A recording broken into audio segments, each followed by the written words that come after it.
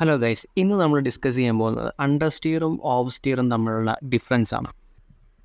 So under steer, നിങ്ങളൊരു കോർണറിലേക്ക് approach ചെയ്യുവാണ്. എന്നാൽ നിങ്ങൾ സ്റ്റിയറിംഗ് എന്തായാലും ടേൺ ചെയ്യുന്നു, വണ്ടി അതിനനുസരിച്ച് ടേൺ ആകുന്നില്ല, വണ്ടി സ്ട്രെയിറ്റ് ആയിട്ട് പോകുന്നു. അതിനെയാണ് അണ്ടർ സ്റ്റിയർ എന്ന് വിളിക്കുക. അണ്ടർ സ്റ്റിയർ ചെയ്യുന്ന ടൈമുകളിൽ ഡ്രൈവേഴ്സ് പൊതുവെ പാനിക്കായിട്ട് ചെയ്യുന്നതാണ് സ്റ്റിയറിംഗ് ലോക്ക് കൂടുതലായിട്ട് അപ്ലൈ ചെയ്യുക എന്നുള്ളത്. ഇങ്ങനെ ചെയ്യുമ്പോൾ സംഭവിക്കുന്നത് അവിടെ സ്ലിപ്പ് ആംഗിൾ വർദ്ധിക്കുകയാണ് ചെയ്യുന്നത്. അങ്ങനെ ടയറും സർഫസുമായിട്ടുള്ള കോണ്ടാക്ട് പാച്ച് കുറയും, അതിലൂടെ ഗ്രിപ്പ് ലോസ് ആവും. അങ്ങനെ അണ്ടർ സ്റ്റിയർ ചെയ്യുമ്പോഴുള്ള ഇമ്പാക്റ്റ് കൂടുകയായിരിക്കും ചെയ്യുക. അതുപോലെ തന്നെ അണ്ടർ സ്റ്റിയർ ചെയ്യുന്ന ടൈമുകളിൽ ആൾക്കാർ പെട്ടെന്ന് പാനിക്കായിട്ട് ചെയ്യുന്നതാണ് കംപ്ലീറ്റ് ആയിട്ട് ത്രോട്ടിലിൽ നിന്ന് ലിഫ്റ്റ് ഓഫ് ചെയ്യുക എന്നുള്ളത്. അപ്പോൾ വണ്ടിയുടെ വെയിറ്റ് ഫ്രണ്ട് ആക്സിലേക്ക് പെട്ടെന്ന് ട്രാൻസ്ഫർ ആവും. അങ്ങനെ റിയർ ആക്സിൽ ലൈറ്റ് വെയിറ്റ് ആവും. അപ്പോൾ വണ്ടി സ്പിൻ ചെയ്യാനുള്ള ചാൻസ് വളരെ കൂടുതലായിരിക്കും. അതിനെ വിളിക്കുന്നതാണ് ലിഫ്റ്റ് ഓഫ് ഓവർ സ്റ്റിയർ എന്ന്.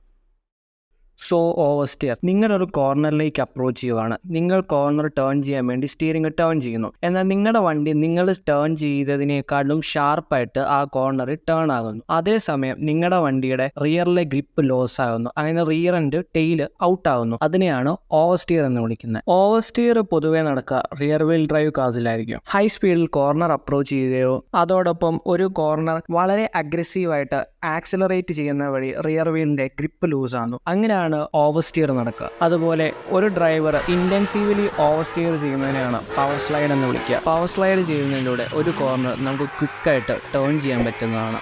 സോ നിങ്ങൾക്കെല്ലാവർക്കും അണ്ടർ സ്റ്റിയറും ഓവർ സ്റ്റിയറും തമ്മിലുള്ള ഡിഫറൻസ് മനസ്സിലായെന്ന് വിശ്വസിക്കുന്നു. See the next video. Until then, by.